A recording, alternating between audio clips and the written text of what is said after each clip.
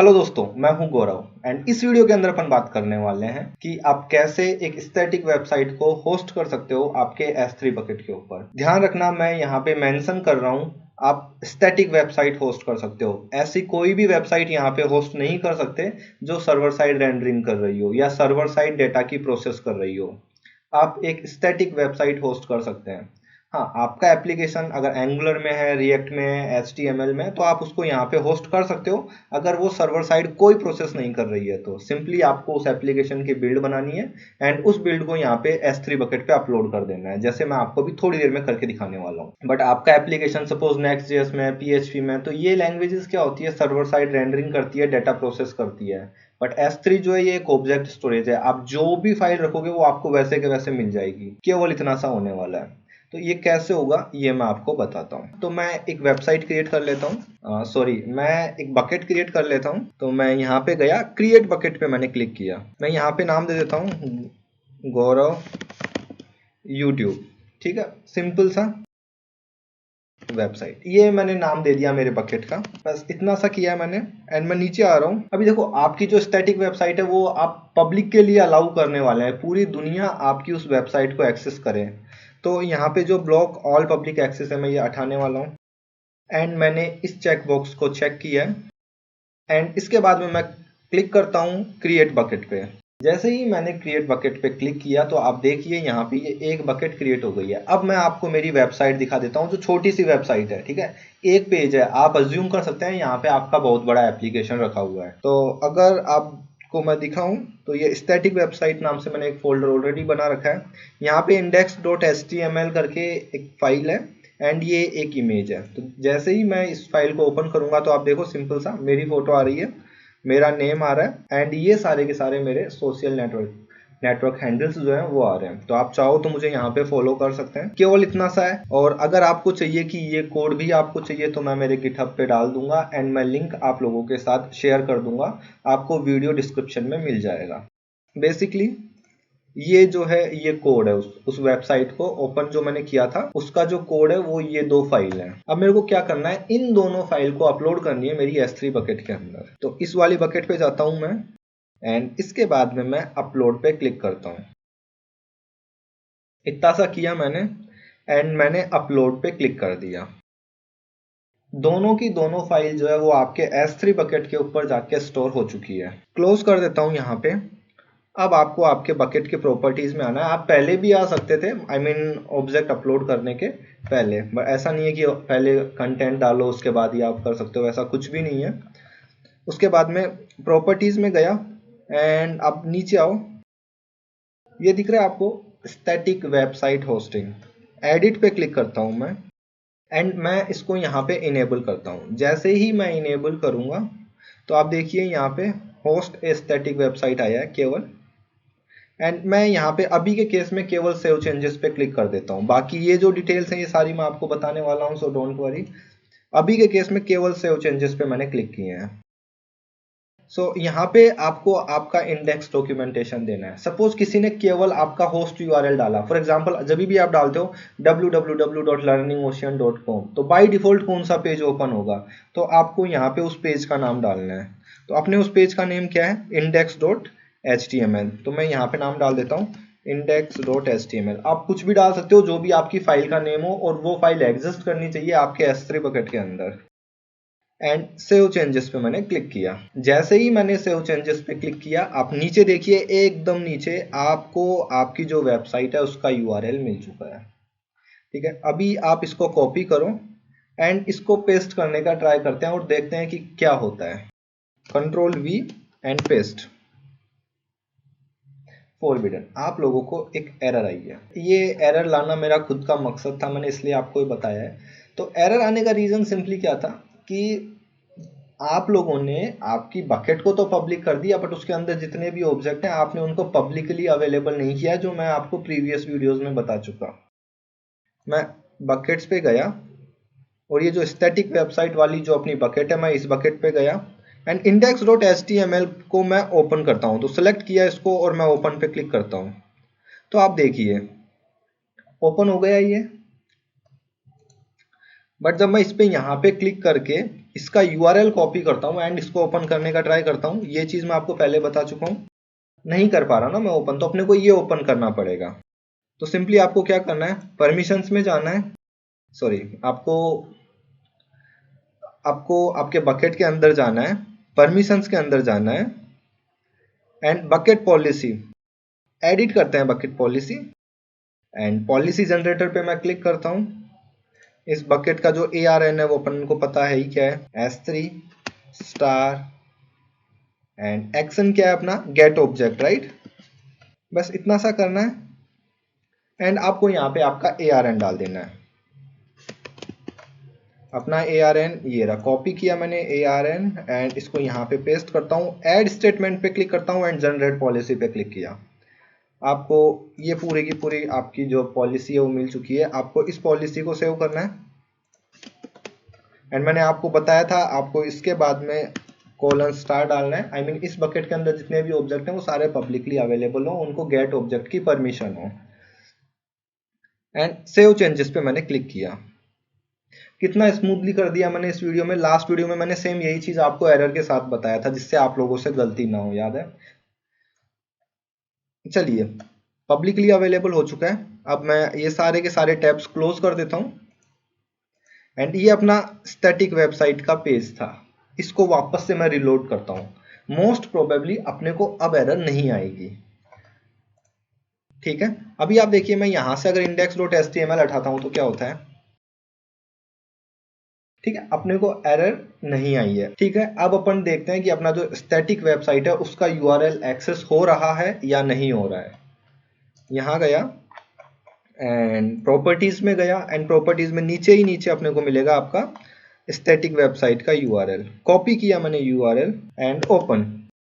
तो आप देखिए यहाँ पे एकदम आपका जो वेबसाइट था वो यहाँ पे ओपन हो गया है। अब आप इस लिंक को शेयर कर सकते हो आपके दोस्तों के साथ। इतना आप लोगों को समझ में आ गया होगा, यहाँ पे कोई भी प्रॉब्लम नहीं आई। बट आपको पता है आपने केवल इतना यूआरएल डाला है, आपने ऑब्जेक्ट का नेम भी नहीं डाला। बट होता क्या कि सबसे पहले जब आप बकेट का नाम डाल देते हो तो जब आपने स्टैटिक वेबसाइट कॉन्फ़िगर की थी, अगर मैं इसको एडिट करके दिखाऊं तो आपने यहाँ पे देखो इंडेक्स डॉक्यूमेंट सेट किया था। तो अगर आपने केवल इतना डाला है तो बाय डिफॉल्ट आपके जो इंडेक्स डॉक्यूमेंट का पेज नेम होता है ये उस पेज को रेंडर करवाता है। और अगर आप यहाँ पे डाल दोगे /index.html तभी भी ये एकदम सेम वैसे के वैसे ही काम करेगा। आप देख सकते हैं। इतना क्लियर हुआ आप लोगों के। अब मैं यहाँ पे एक पेज ऐसा एक्सेस करने का ट्राई करता हूँ जो मेरे बकेट के अंदर नहीं है। मैं यहाँ पे डाल देता हूँ index.html की जगह goRow.html। तो अभी क्या होगा, 404 पेज नॉट फाउंड एरर अपने को आएगी, ठीक है। ये एरर आ चुकी है, क्यों? क्योंकि आप इस बकेट के अंदर से आप ये वाला पेज एक्सेस करने का ट्राई कर रहे हैं जो आपके बकेट के अंदर नहीं है। अगर मैं आपको यहाँ पे दिखाऊं तो ये देखिए यहाँ पे कहीं पे भी goRow.html नाम का कोई पेज नहीं है। तो अब आपको क्या चाहिए कि अब देखो अगर कोई एक ऐसा पेज जो आपकी बकेट के अंदर नहीं है और उसको कोई एक्सेस करने का ट्राई कर रहा है तो आप इसको ऐसे दिखाते हैं जो एक गुड प्रैक्टिस नहीं है। आपको चाहिए आपका कस्टम पेज कि भाई 404 अगर कोई यूजर एक ऐसा पेज एक्सेस करने का ट्राई कर रहा है जो मेरे बकेट में नहीं है तो उसको ये वाला पेज दिखना चाहिए, ना कि बाय डिफॉल्ट एरर पेज वाला, ठीक है। तो अपन वो एक पेज बना लेते हैं। मैं इसको VS कोड में एडिट करता हूँ। मैं खुद एक छोटा सा पेज बना रहा हूँ, ऐसा कुछ भी नहीं है कि आप लोगों को कोडिंग करनी है। सो बिल्कुल भी दिमाग मत लड़ाना, ये पेज आपको मिल जाएगा। सो यहाँ पे मैं एक पेज बना देता हूँ, इसका नाम दे देता हूँ 404.html।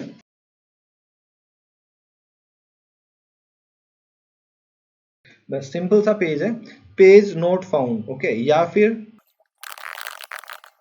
आपको ये सिंपल सा देना है, कॉपी कर लिया, कॉपी नहीं, इस फाइल को, ये जो फाइल है 404.html इसको अब अपन सेव करने वाले हैं, अपने S3 बकेट के ऊपर डालने वाला हूं मैं। एंड ये 404.html पेज ये रहा, इसको यहाँ पे मैं डालने वाला हूँ एंड अपलोड। सुपर। अब देखिए अभी मैं इसको रिलोड करूंगा तो क्या होगा, अभी भी वो नहीं आ रहा।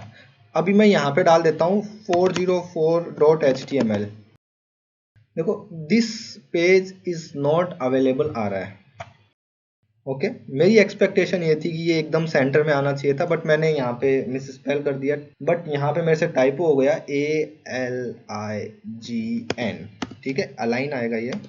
एंड मैं इस पेज को वापस से अपलोड करता हूँ, सेम पेज को वापस से अपलोड करता हूँ मैं, एंड अपलोड। ठीक है, वही पेज मैंने वापस से अपलोड किया बिकॉज मेरे को ऐसा था कि ये जो चीज़ है ये सेंटर में आनी चाहिए थी।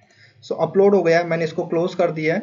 एंड अब मैं इसको वापस से रिफ्रेश करता हूँ तो ये सेंटर में आ गया। अब यूजर जब भी कोई एक ऐसा पेज डाल दे जो अवेलेबल नहीं है आपके बकेट में, तो उसको ये पेज दिखना चाहिए। यहाँ पे मैंने ज्यादा कुछ भी HTML CSS यूज नहीं किया है, एक सिंपल सा एक लाइन लिख दिया कि भाई ये जो पेज है अवेलेबल नहीं है सर्वर पे। इसकी जगह बहुत अच्छे अच्छे आप एक कस्टम HTML पेजेस डाल सकते हो।